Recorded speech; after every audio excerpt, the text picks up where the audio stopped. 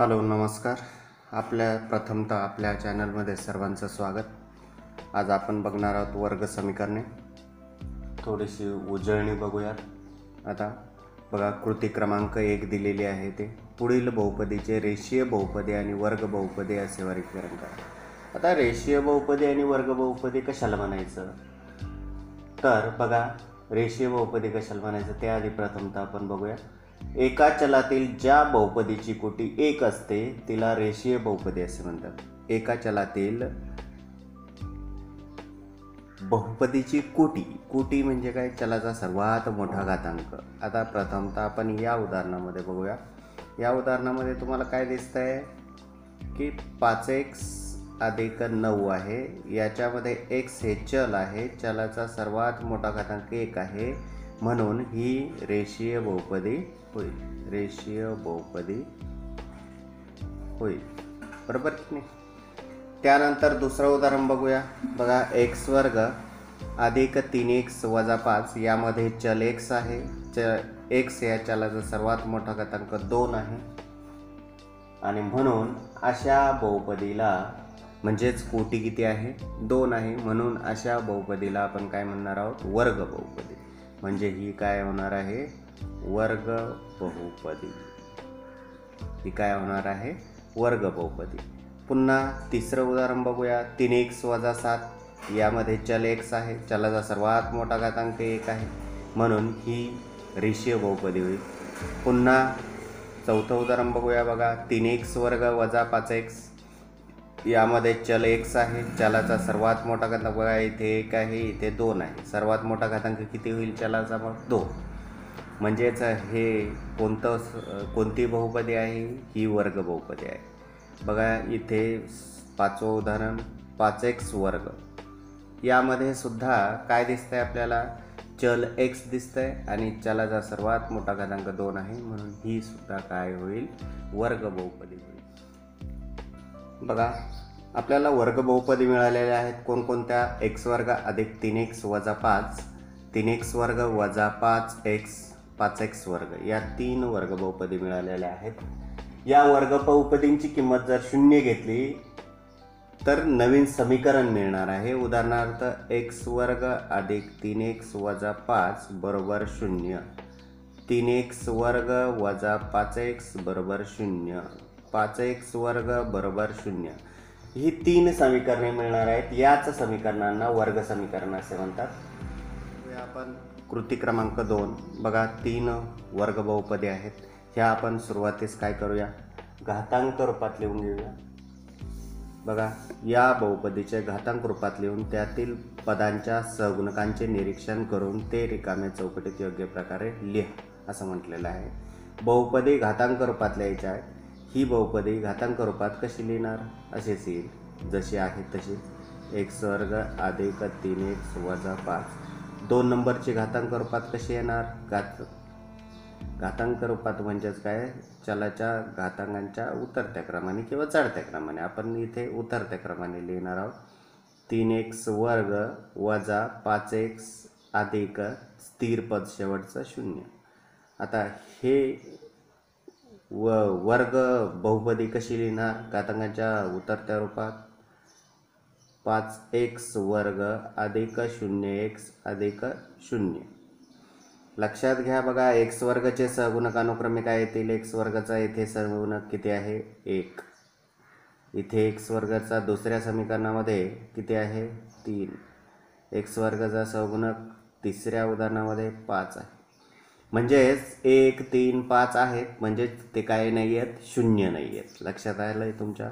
आणि xचे सहगुणक अनुक्रमे कोणकोणते आहेत? 3 वजा 5 0, 3 वजा 5 0. आता बघूया आपण वर्ग समीकरणाचे सामान्य रूप.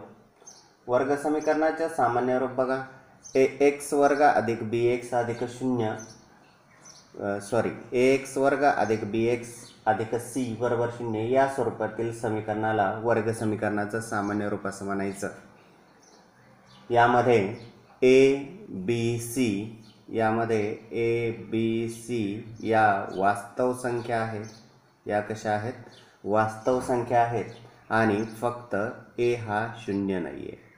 म्हणजे एक्स वर्गाचा पहिल्या पदाचा सहगुणक जो आहे तो शून्य नको आहे, म्हणून यालाच आपण वर्ग समीकरणाचं सामान्य रूप असं म्हणणार आहोत.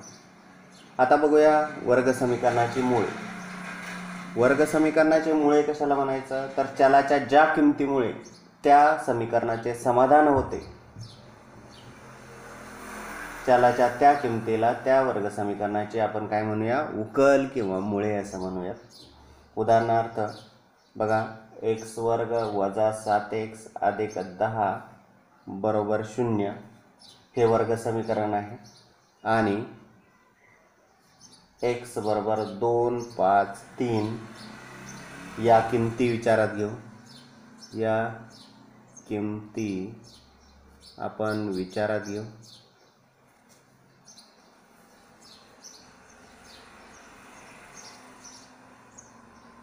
या जर किमती विचारात घेतल्या तर काय होईल, या समीकरणामध्ये, या वर्ग समीकरणामध्ये आपण एक्सची किंमत प्रत्येक ठिकाणी टाकूया आणि डावी बाजूवर उजवी बाजू येत जर असेल तर ते त्या वर्ग समीकरणाचे मूळ आहे किंवा उकल आहे असं आपण म्हणू शकतो.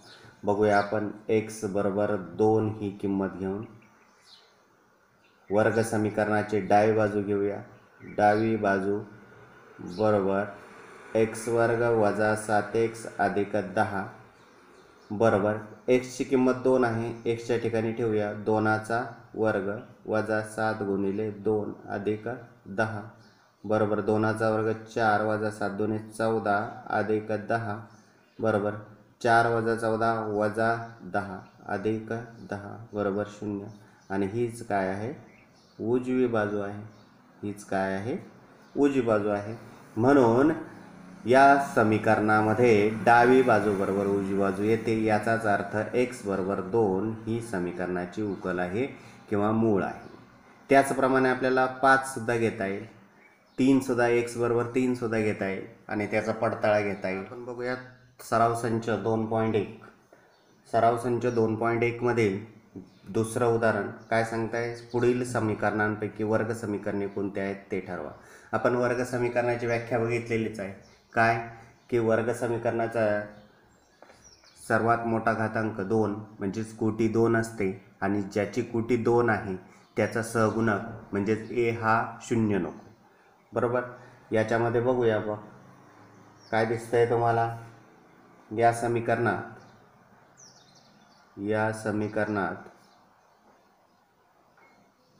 एक्स हे चल आहे की नाही, चल आहे. आणि ह्याच्या चलाचा सर्वात मोठा घातांक, चलाचा सर्वात मोठा घातांक किती आहे, चलाचा, चल एक्स आहे, चलाचा सर्वात मोठा घातांक 2 आहे. म्हणून दिलेले समीकरण बघा, या समीकरणामध्ये चल एक्स आहे, चलाचा सर्वात मोठा घातांक 2 आहे आणि ज्या चलाचा सर्वात मोठा घातांक 2 आहे त्याचा सहगुणक 0 नाही आहे ना, नाही आहे. मग किती, 1 आहे. मग चालेल, 0 नाही आहे म्हटल्यावर दिलेलं समीकरण वर्ग समीकरण आहे. आपण दुसरं उदाहरण बघूया. दुसरं उदाहरण काय आहे, वाय वर्ग बरोबर 5y वजा 10 हे वर्ग समीकरणाच्या आधी सामान्य रूपात लिहूया.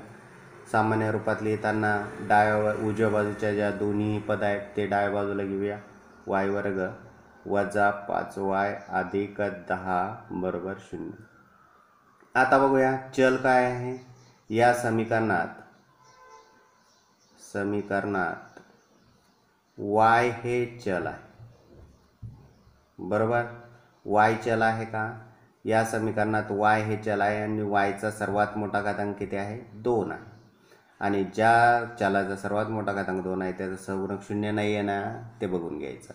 ते जर नसेल तर म्हणायचं काय, हे वर्ग समीकरण आहे. तिसरं उदाहरण बघूया आपण. बघा तिसरं उदाहरण काय सांगतंय, y वर्ग अधिक 1/y बरोबर 2 हे वर्ग समीकरणाच्या सामान्य रूपात आहे का, नाही आहे. चल येथे छेदस्थानी आलेलं आहे ते आपल्याला काढून टाकायचं आहे. मग या पदाला कितीने गुणावं लागेल? वायने. नुसतं पदाला गुणून जमणार नाही, तर दोन्ही बाजूस ती क्रिया करावी लागेल. म्हणून दोन्ही बाजूस वायने गुणू. वायने जर गुणलं दोन्ही बाजूस तर काय येईल? वाय वर्ग गुणिले वाय अधिक 1/y गुणिले वाय बरोबर 2 गुणिले वाय. म्हणून वाय वर्ग गुणिले वाय, घातांकांचे नियम लक्षात घ्या. पाया आहे हा घातांक आहे. मग पाया समान असताना गुणाकार करताना घातांकांची काय होते? बेरीज होते. इथं घातांक वायचा किती? 1 आहे. 2 अधिक 1 3 म्हणजे वायचा 3रा घात अधिक वायला वाय कॅन्सल 1 बरोबर 2y. म्हणून वाय घन वजा 2y अधिक 1 बरोबर 0. येथे आता चल कोणता आहे? चल वाय आहे की नाही? आणि चलाचा सर्वात मोठा घातांक किती आहे? 3 आहे. चलाचा सर्वात मोठा घातांक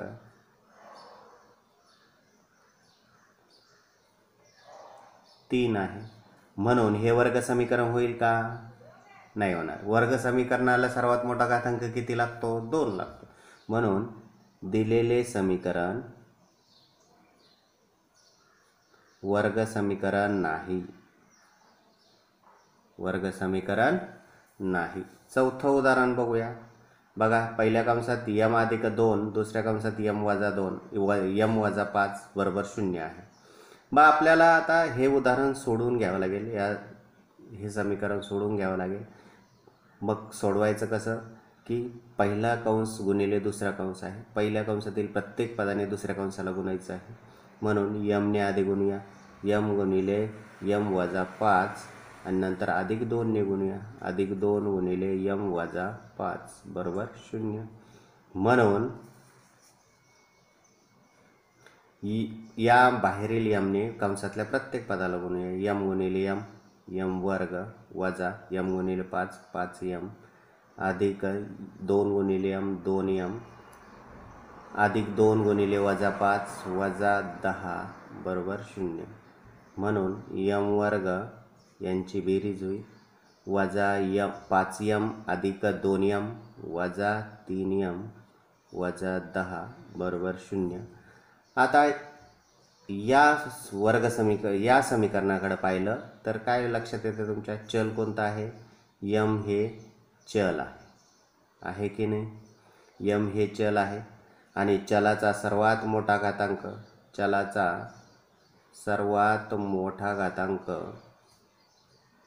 किती आहे? घातांक 2 आहे. आणि ज्या चलाचा सर्वात मोठा घातांक 2 आहे त्याचे सहगुणक 0 तर नाही आहे ना? नाही. म्हणजेच म्हणून दिलेले समीकरण वर्ग समीकरण आहे. दिलेले समीकरण वर्ग समीकरण आहे. आता पाचवं उदाहरण बघूया आपण. पाचवं उदाहरण काय आहे? बघा, m घन अधिक 3m वर्ग वजा 2 बरोबर 3m घन. 3m घन इकडे आणा. m घन वजा 3m घन अधिक 3m वर्ग वजा 2 बरोबर 0. यांची वजाबाकी होईल. काय होईल? m घन वजा 3m घन वजा 2m घन अधिक 3m वर्ग वजा 2 बरोबर 0. आता येथे काय आहे? चल काय आहे? चल m आहे. आणि चलाचा सर्वात मोठा घातांक किती दिसतोय तुम्हाला? 3 दिसतोय. म्हणजेच याचाच अर्थ की हे दिलेलं समीकरण वर्ग समीकरण नाही. आपण बघूया पुढील समीकरणे ax वर्ग अधिक bx अधिक c बरोबर 0 या स्वरूपात लिहा व abcच्या किमती काढा असं म्हटलेलं आहे. मग आता तुम्हाला पुढे दिलेली समीकरणे हे वर्ग समीकरणाच्या सामान्य रूपात लिहायची आहेत आणि सामान्य रूपात लिहून त्यांची तुलना करून abcच्या किमती काढायच्या आहेत. आता हे दिलेलं वर्ग समीकरण आहे, हे सामान्य रूपात लिहायचं आहे. सामान्य रूपात लिहायचं म्हटल्यानंतर तिन्ही पदं काय करायची? डाव्या बाजूला घ्यायची आणि उजव्या बाजूला 0 ठेवायचं, म्हणजे काहीच नाही. म्हणून आता काय करावं लागेल? डाव्या बाजूला जी ही 2 पदं आहेत ती उजव्या बाजूला जी 2 पदं आहेत ती डाव्या बाजूला घेऊया. म्हणून काय होईल? सुरुवातीस हे सर्वात मोठ्या घातांकाचं पद आहे ते सुरुवातीस घेऊया. वजा वाय वर्ग इकडे आल्यावर अधिक वाय वर्ग होते. त्यानंतर हे दुसरं पद अधिक 2y इकडचंच आहे. त्यानंतर अधिक 10 बरोबर चिन्हाच्या अलीकडे आल्यानंतर वजा 10 होते बरोबर 0. हे झालं वर्ग समीकरण वर्ग समीकरणाच्या सामान्य रूपात. हे झालं वर्ग समीकरणाच्या सामान्य रूपात. मग याच्याशी वर्ग समीकरणाच्या सामान्य रूपाची तुलना करायची. वर्ग समीकरणाचं सामान्य रूप काय आहे? ay वर्ग अधिक by अधिक c बरोबर 0 ची तुलना करून मग जर तुलना केली आपण तर काय येईल बघा. वर्ग समीकरणाचं सामान्य रूप आपण बघताना काय बघितलं? x वर्ग अधिक bx अधिक c बरोबर 0 हे बघितलेलं आहे. ते लिहिलं तरी चालेल किंवा जे तुमचं वर्ग समीकरण आहे त्याच्याशी रिलेटेड जे चल आहे त्या चलामध्ये वर्ग समीकरणाचं सामान्य रूप करून घेतलं तरी चालेल. बघा आता तुलना जर केली तर तुमच्या एक लक्षात येईल y वर्ग आहे. सहगुणकांची तुलना करूया. a बरोबर किती येणार आहे? 1. a बरोबर किती येणार आहे? 1. y चं पद b बरोबर किती येणार आहे? 2. b बरोबर 2 आणि c बरोबर किती येणार आहे? c बरोबर वजा 10. चिन्हासहित किमती चिन्हासहित घ्यायच्या आहेत. अधिकचं चिन्ह नाही घेतलं तरी चालतं परंतु ऋण असेल तर तुम्हाला चिन्हासहित घ्यावं लागेल. आता दुसरं उदाहरण बघूया. दुसरं उदाहरण काय आहे बघा. कंसात x वजा 1 कंसाचा वर्ग बरोबर 2x अधिक 3. तुम्हाला काय करावं लागेल? हा कंस सोडवून घ्यावा लागेल. मग हा कंस सोडून घ्यायचा म्हटल्यानंतर काय करावं लागेल? या कंसाचा वर्ग आपलं विस्तार सूत्र आहे x वर्ग वजा 2 गुणिले x गुणिले 1 अधिक 1 चा वर्ग बरोबर 2x अधिक 3. म्हणून x वर्ग वजा b 2x अधिक 1 बरोबर 2x अधिक 3. बरोबर चिन्हाच्या उजवीकडील सर्व पदे डावीकडे घेऊया. म्हणून x वर्ग वजा 2x हे अधिक 2x आहेत. अलीकडे आल्यावर वजा 2x होतील. हे अधिक 1 इकडचेच. हे अधिक 3 अलीकडे आल्यानंतर वजा 3 होतील बरोबर 0. म्हणून x वर्ग यांची बेरीज होईल आणि यांची बेरीज होईल. वजा 2x वजा 4x अधिक 1 वजा 3 वजा 2 बरोबर 0. आता बघूया बघा ABCच्या किमती काढायचे. हे झालं वर्ग समीकरणाच्या सामान्य रूपात. आता आपल्याला याच्या ABCच्या किमती काढायचे. याच्याशी वर्ग समीकरणाच्या सामान्य रूपाची आपल्याला तुलना करावी लागेल. म्हणून ax वर्ग अधिक bx अधिक c बरोबर 0 ची तुलना करून तुलना जर केली तर काय मिळेल? a बरोबर 1 b बरोबर वजा 4 आणि c बरोबर वजा 2. पुढचं उदाहरण बघूया. बघा p कंसात 3 अधिक 6p बरोबर वजा 5. p ने कंसातल्या प्रत्येक पदाला गुणा. 3p वजा 6p गुणिले p 6p वर्ग बरोबर वजा 5. वजा 5 हे तिसरं पद इकडे आणा अलीकडे. म्हणून वजा 6p वर्ग अधिक 3p वजा 5 बरोबर 0. याच्याशी वर्ग समीकरणाच्या सामान्य रूपाची तुलना करा. AP वर्ग अधिक BP अधिक C बरोबर 0 ची तुलना करून तुलना जर केली तर A बरोबर काय मिळणार आहे? वजा 6. B बरोबर 3 आणि C बरोबर वजा 5 मिळणार आहे. आता बघूया चौथं उदाहरण काय आहे? वर्ग समीकरणासमोर दिलेल्या चलाच्या किमती त्या समीकरणांची मुळे आहेत की नाहीत ते ठरवा. आपल्याला दिलेलं वर्ग समीकरण आहे. दिलेलं वर्ग समीकरण काय आहे? x वर्ग अधिक 4x वजा 5 बरोबर 0 दिलेले. x वर्ग अधिक 4x वजा 5 बरोबर 0. आपल्याला आता ह्या वर्ग समीकरणाची ही दोन मुळे आहेत की नाही हे याचा पडताळा घ्यायचा आहे. x बरोबर 1 साठी म्हणूयात, x बरोबर 1 साठी किंवा x बरोबर 1 ही किंमत घेऊन असंही म्हणू शकता. डावी बाजू बरोबर, डावी बाजू बरोबर, डावी बाजू काय आहे, वर्ग समीकरणाची डावी बाजू x वर्ग अधिक 4x वजा 5 ही डावी बाजू आहे. यामध्ये एक्सच्या जागेवर एक किंमत टाकायची आहे, म्हणजे 1चा वर्ग अधिक 4 गुणिले 1 वजा 5. 1चा वर्ग 1, 1चा वर्ग किती येणार आहे 1 अधिक 4 1 4 वजा 5 बरोबर. बघा इकडे लक्षात घ्या, 1 अधिक 4 5 वजा 5 बरोबर 0 बरोबर उजवी बाजू ही काय येणार आहे, उजवी बाजू येणार आहे. उजवी बाजू काय दिलेल्या समीकरणाचे बघा 0, म्हणून x बरोबर 1 हे वर्ग समीकरणाचे मूळ आहे, मूळ आहे किंवा उकल आहे. आता x बरोबर ऋण 1 साठी ही दुसरी किंमत बघूया.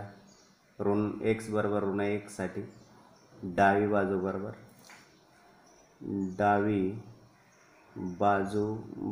डावी बाजू काय आहे x वर्ग अधिक 4x वजा 5 बरोबर वजा 1 ही एक्सच्या जागेवर किंमत टाकायची आहे, वजा 1चा वर्ग अधिक 4 गुणिले वजा 1 वजा 5 बरोबर वजा 1चा वर्ग 1 धन गुणिले ऋण 4 1 4 वजा 5 बरोबर बघा 1 वजा 4 वजा 5 वजा 9 बरोबर वजा 8, 1 वजा 9 वजा 8.